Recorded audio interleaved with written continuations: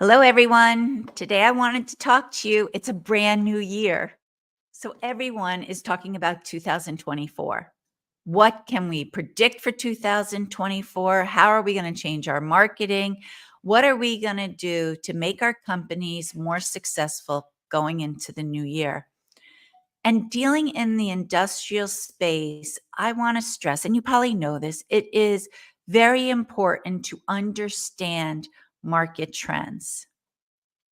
It is important to do that research to find out what is top of mind. What are people thinking about? What are they doing? What are their challenges? So, I wanted to reflect on some of the challenges I saw for some specific industries in 2023. And of course, that'll ooze a little bit into 2024, but it'll tell you what you need to be doing with your marketing. Because marketing right now is about offering value, giving. It is not about just making sales. When you start to realize about giving out that information, I've used this analogy before. It's like Field of Dreams. Build the field and they will come. Same thing here. You give good quality information, clients will come to you. They'll see you as a thought leader. They'll know that you understand their situation and that you can truly help them within their industry. Now, your marketing team or your marketing consultants have to be knowledgeable about your specific industry. So, if your marketing team is in house, make sure they go to industry specific trade shows. Make sure they read other industry specific magazines. And same with the consultants you might use. If you're looking at a marketing consultant, make sure they are good in your specific wheelhouse. It's not good to go to a marketing company that basically deals on B2C to help you sell an industrial piece of equipment. There's a disconnect there. And let me tell you, here are some of the overviews I saw or the marketing trends I saw in certain industries. So, the pharmaceutical industry last year, they dealt with a lot of issues in regards to the FTC changes, but also pricing. The pricing of the drug, what the governments were going to allow, what the companies, manufacturers were kind of suing the government. You had to know all that information back and forth to figure out how to market a product or service to that specific industry. That went on. If you went in and started to look at the metalworking space, same, they had other issues. They had labor shortages, which is a big concern for a lot of them because they're not getting the people they need to man the pieces of equipment. Because the pieces of equipment are very intricate, the people have to be knowledgeable on how to utilize that. And so they say they have a graying problem because most of the people who are operating the machines for them are getting close to that age of retirement. And if they retire, who is going to take their spots? And this is where some people are getting very good, and they're going to look at high school students. They're trying to get high school students involved with manufacturing, being a welder, working with CNC equipment, whatever it might be. They're starting early with the training. Publications are starting early. They're not just talking to leaders, they're talking with entry level individuals to get them to read their publication, to know about the industry, to learn as much as possible about the industry so that they can take over those pieces of equipment. Other issues that manufacturers had, and this is a kind of an interesting one for me because I didn't know it was still an issue, was the over storage. So back when COVID hit, people started to manufacture a lot of products that we needed during that. And it's still crowding up their facilities or their storage areas. And so they're trying to get rid of that inventory so that they have room. They feel that by the end of, I think, 2024, 2025, they should be finished with that and they should have gotten rid of all that inventory. But these are all different issues. You have the chemical industry that is always dealing with environmental issues. And a lot of manufacturers are now looking towards what sustainability issues or initiatives can they take on. The food industry, hey, everyone is looking for that healthier choice, that plant-based option. And so manufacturers are dealing with that. They may need new pieces of equipment coming in. And these are areas they're looking at.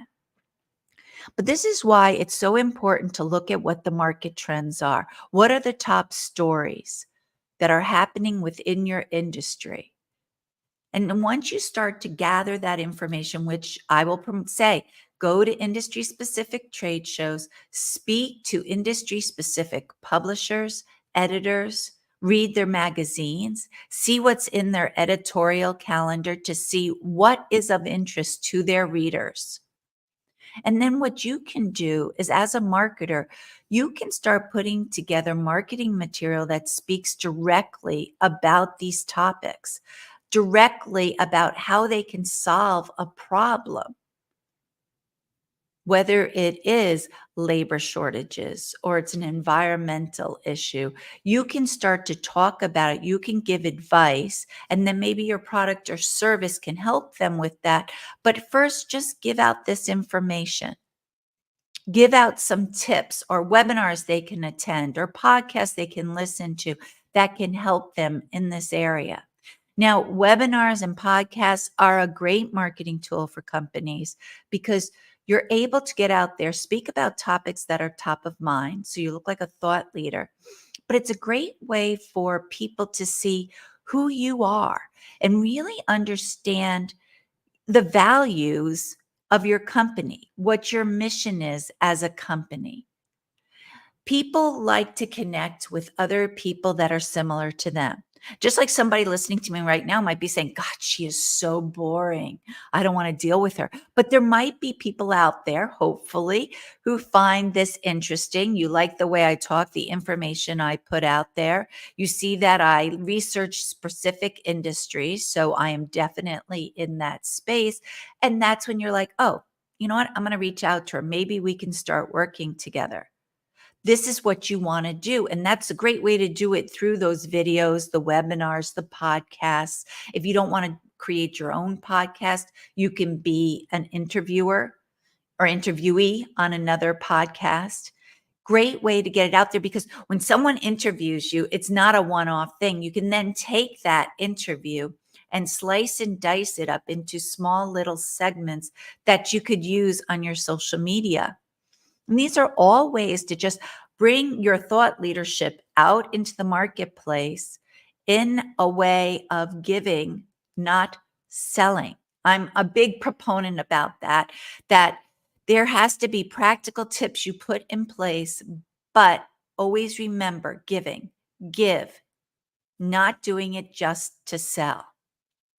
Now, I have some future predictions for 2024 on how companies can do this. And the first thing is you've got to look at future trends for the industry. Look at what's going on in industry right now, but what are people predicting for the future?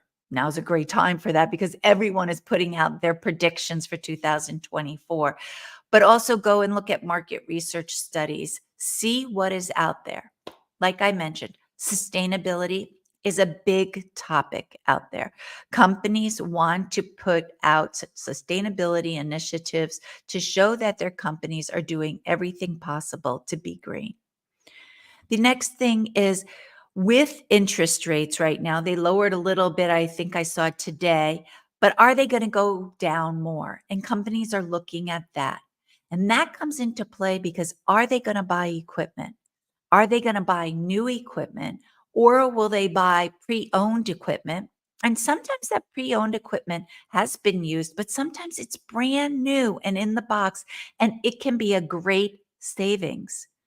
When I work with my industrial auction clients, we are always promoting this because buying used equipment, one, can get it into your facilities quicker. Two, it can help get it at a reduced rate, and talk about environmental, you're going to use a used piece of equipment that you can put in your facilities instead of it going to the scrapyard. So there's an environmental aspect to buying used equipment. It's sort of like going to a consignment shop and buying a secondhand blouse. Somebody else doesn't want it anymore, but it could be a great find for you. And you've saved it from going out in the garbage. You're recycling it. It's getting a new life, a new journey with a new person. So just like you would do that at a consignment shop, that's what these industrial auctions do with large pieces of equipment, which could be a perfect match for your facility. And this is some of the topics you bring up. Bring up about the interest rates. Why the interest rates are still high, this might be a good possibility for you. And this is how you would buy these pieces of equipment.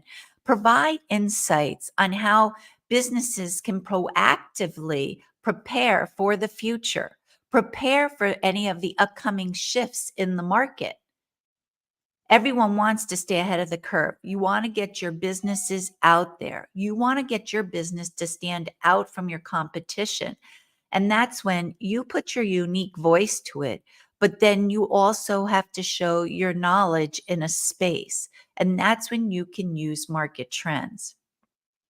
Market trends is a great way to help you figure out the messaging you should use, offerings. Maybe you create a new product or service that can fill that void, that can help them with that mistake. Now, these are some great takeaways for today that you got to go out, research, see what's out there. What really happened last year? Get recaps. You can get recaps on certain industries of what they saw. You can then look at what they foresee for the future. And like I said, people are all looking at sustainability issues, whether they buy new or used. And then, of course, everyone is talking about artificial intelligence. How can you use artificial intelligence? As marketers, we know we can use artificial intelligence. You can use Chat GPT to help you with outlines or creating content. But I do stress, make sure that it is right for your brand. It sounds like your brand. But for manufacturers, what we're going to start to see is that the equipment that they're going to start putting into plants and facilities are going to be easier to use. I was at, where was I? Fab Tech in the fall, and there was a new piece of equipment that came out, and they were talking about how this piece of equipment, and it was a huge laser cutting piece of equipment, is going to be easier to use than a cell phone. It's going to be that easy to use that they're hoping that operators then would be able to man 3 pieces of equipment instead of just one. And it's also going to help prevent breakage, or if a part is being worn down, the AI is going to give an indication that, oh, you better look at this part. It's about to break so that you can get it fixed before it actually breaks down. These are some of those future predictions that you need to look at. You need to start looking to see, is this something our target audience needs to know about? Is this something our product or service could help them with? How can we help them? Like I said, it's all about giving right now. You need to understand your industry. And that's where, if you're a business owner, make sure your marketing team is getting out there. Make sure your marketing team is learning about your industry and really knows the key players when it comes to conferences or industry specific magazines. When you do this, you're going to be able to use these market trends to really shape your 2024 to be a successful year. I would love it if somebody would leave the comments, leave a suggestion, leave a topic that you'd like to talk about, because for the next couple of Thursdays at 4 o'clock, I am going to have a series all about market trends. Please join me next Thursday at 4. Bring your questions, bring your comments, and be ready to share so that we all can help each other to have a successful 2024. Have a great day, everyone. Bye.